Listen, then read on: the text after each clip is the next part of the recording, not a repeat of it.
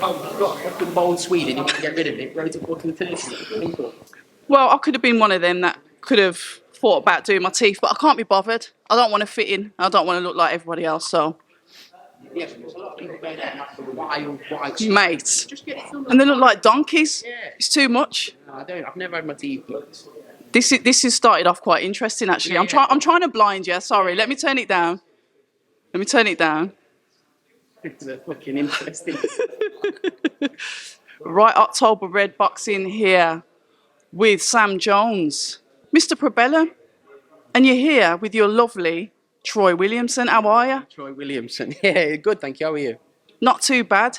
An interesting fight this one is. Yeah, very. And he's been calling young Josh out for quite a while. Even changed his weight, if I'm correct. Is he come down, Troy? No, Troy's boxing light super welterweight for this fight. Josh is super welterweight for this fight. I think perfect weight for both. Has he come down though? No, It's Josh that's gone up then, isn't it? Josh has gone up in weight. Josh was a career welterweight, but I think his last fight was 154. This one 154.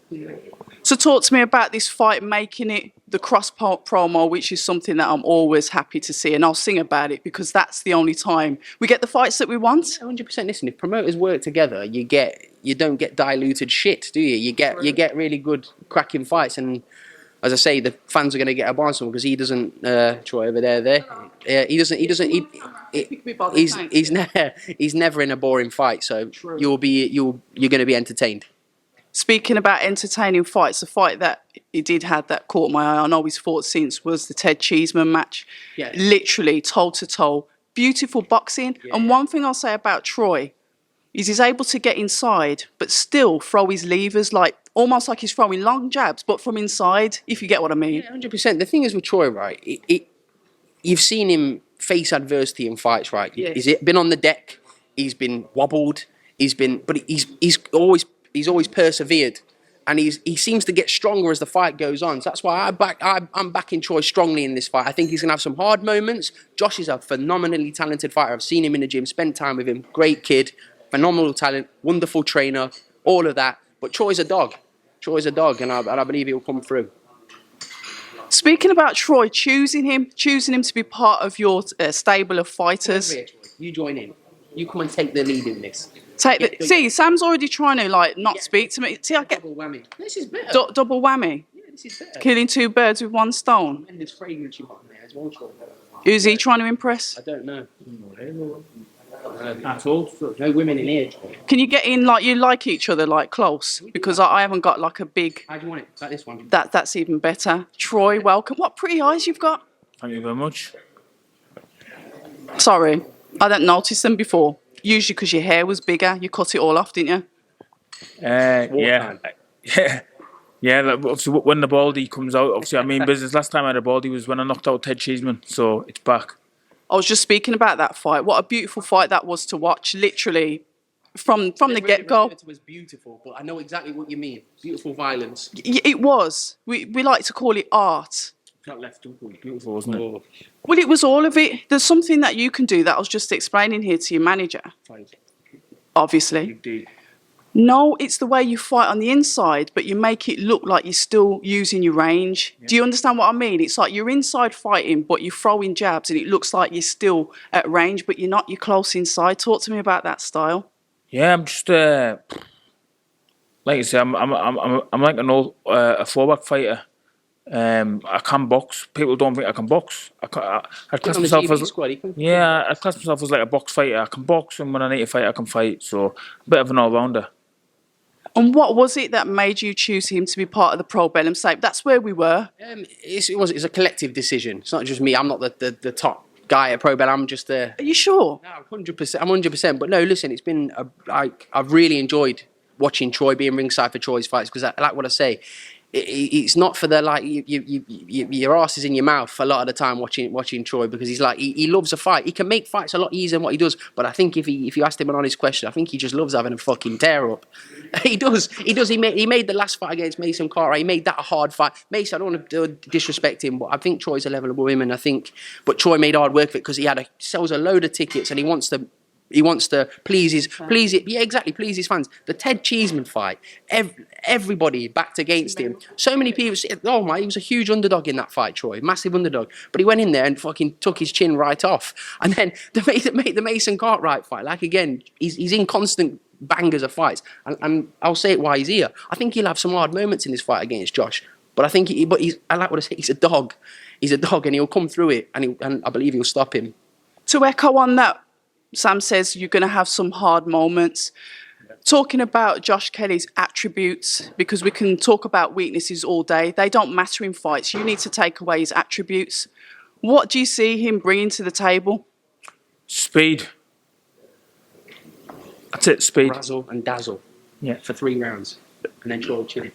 3 rounds and then he'll chin. I just think, listen, Josh has got a window where you've seen Troy hurt in early fights. It's there to be seen. It's not like you've seen Troy hurt, but he's because he's so fit and because he's such a dedicated athlete and he's got literally balls, nuts, guts. He's got the lot. He gets himself up and what's more frightening about him is he gets fucking stronger as the fight goes ahead. So you've got a window.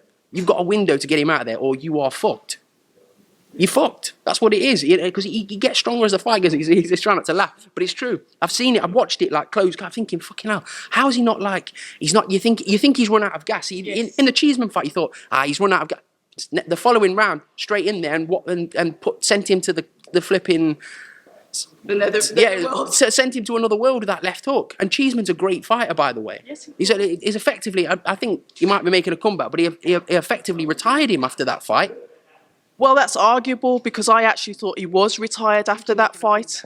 We talk about that and you able to dig deep. Your training methods, Sam's just said there, sometimes it looks like you're tiring and then you'll come out the next round even stronger. Talk to us a little bit about your training methods. I've watched a few videos, but you're hiding stuff. What are you doing in your training? I can't be giving that secret away, but I train really hard. I'm a true professional. I live, breathe, sleep, and live boxing. Don't cheat, don't cut no corners, and it shows. Obviously, I'm unbeaten in 20 fights, 14 knockouts. Cheating. People said at the beginning of your career, because I remember when you first started, they were like, "Oh, Troy can't punch." There was a big thing. No, not at the beginning. Everyone was like saying when he was like under the Frank Warren banner, they were like, "Troy can't punch," and I'm like, fucking hell. You look at his last. Troy can wallop. You are really heavy-handed. I mean, you said that he was down as the underdog in that fight, and I will go. He'll be down again in the underdog in this fight. Trust me. You really reckon? Bookies will have Troy down in this underdog again because when Josh turned pro, 2017. and rightfully so, by the way, because like what I say, gifted fighter, but professional ranks is different. You just got. He had a great amateur career as well, but he's just like he's a fucking dog. He's a dog in there. He is. We like it. What a salesman. I'm not a great salesman. I'm just telling the truth. Watch his fights. He's there to be seen. He's just an animal. He's somebody you don't want to fight. You wouldn't look at Troy and think, fucking hell, I'll pick him to fight. Yeah. You won't have a tune-up a fight against him. He'd eat you up. When he's up for a fight, I think the last fight you weren't up for it, were you, Troy? It was a little run-out for you, wasn't it? This fight, he'll be fucking bang up for it. Run-out fight? Talk to us about that. What do you mean? It was just like a keep busy fight. That was part of the deal. Obviously, I only got told like 7 or 8 days before. So obviously, like I said, I'm a true professional. I was in the gym, so I was able to take that fight. I got to stop a jab, broke the guy's will, got him out there in 6 rounds, and I think that's what I'm going to do with Josh Kelly. I think I'm going to break his will. Something that I like to talk about is obviously the mindset in boxing, and you've touched on breaking someone's will. You're face to face with that person in the ring. They call it the 4 corners of the truth, or the circle of truth in 4 corners. What do you see when you know that you've started to break down a fighter's will? What is it that you see? I just see him deteriorating. I see him getting tired. I see him looking at the referee.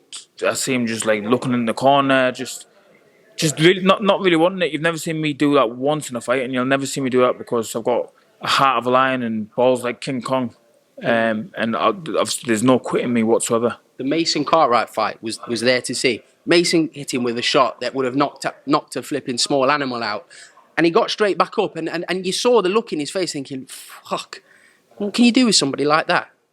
It must be so disheartening. Honestly, I'm not like that. I'm not a fighter that gets these guys are way braver than I'll ever be. But when I can imagine if you hit someone with the best shot you've ever hit them with, and they get back up, shrug it off like nothing's happened. You know, it must be so disheartening. You're spot on about that, and I will say the same with that with Joel Joyce and Joseph Parker. That is literally. I get criticised for mentioning Joe in interviews, but yeah, it's just. I was about to say, listen, I'm not going to Joe. It's honestly a similar type of man because Joe, he gets stronger as the fight goes on, and to have that in your system, to be able to do that, especially like you've done a boxing class or like you hit pads, like we're all like skip.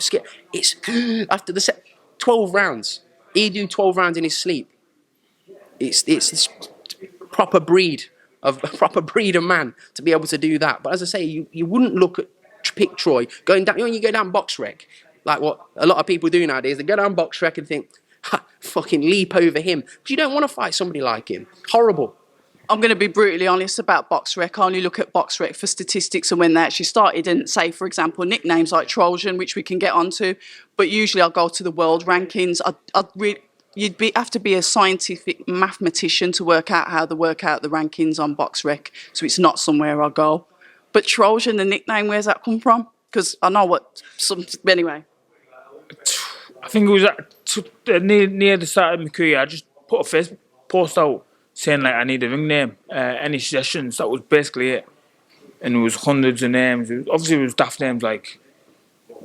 I don't know, like who knows where it comes from? Yeah, no, it's a fitting name, though, isn't it? Yeah, well, it's obviously the land of Troy in Greek. Obviously, it was a Trojan warrior that invaded the land of Troy, so it's got a story behind it. I like it. So I'm not asking you to look through anyone, and I appreciate you respect the fighters that you go in with, but you've got some nice names in your weight. Abbas Baru. I could go on with the names that are there. Is it Jamel Charlo that's up the top as well?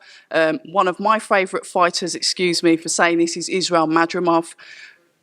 How do you see yourself working up in there? Because you're not too far behind those. I think it was the IBF rankings, the world rankings. Yeah, I'm not far behind. I think I'm 8th in the IBF, 6th in the WBO. Yeah. So yeah, obviously I'm knocking on the door. Obviously it is in the back of me. It is in the back of my mind. I'm not going to be daft, but.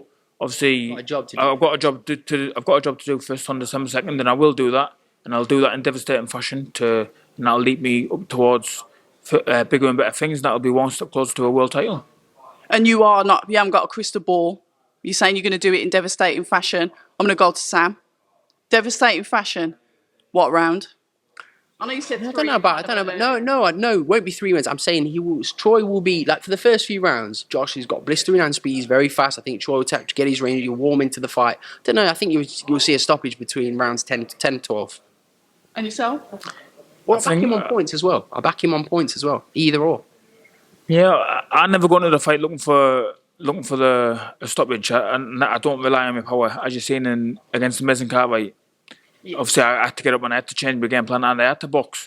And I did that cruise to a unanimous decision. So I just think I know that obviously what to do to beat Josh Kelly, not just to turn up 100%, which I will be.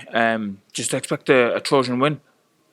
Listen, gentlemen, it's been an absolute pleasure. I know you've got to go in there because the queues are waiting. Yeah. Your main stage entrance. So October Red Boxing, the lovely Sam Jones. And Troy, the Trojan Williamson, suit you? You had two in one. Two for one. It's not like I haven't done that before, but here we are. Never mind. Hi, and thank you for watching October Red Boxing. Like, subscribe, and tap the bell for notifications. You can also find us on Instagram at October Red Boxing and on Twitter, October Red UK. And remember, at October Red, we stay ready.